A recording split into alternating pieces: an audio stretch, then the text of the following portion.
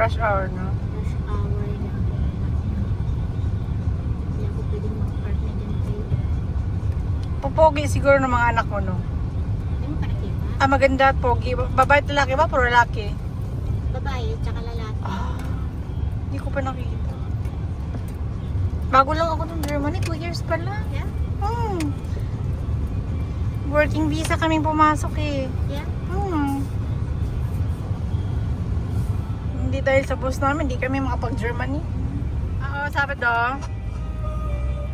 Matingnan lang, pagkaihatid namin kayo doon. Hindi ko alam pasikot-sikot sa lupe.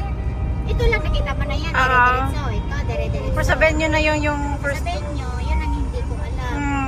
Kasi ako din. Address lang yun. Kasi, umaga pa lang nandun na tayo. Pero tingnan ko lang, baka ano, si ate yatang magmaneho sa atin, sa ate lang. Kasi si papi, Sabado magtrabaho pa yun. Gabi na yun, gabi na yun. Si husband mo?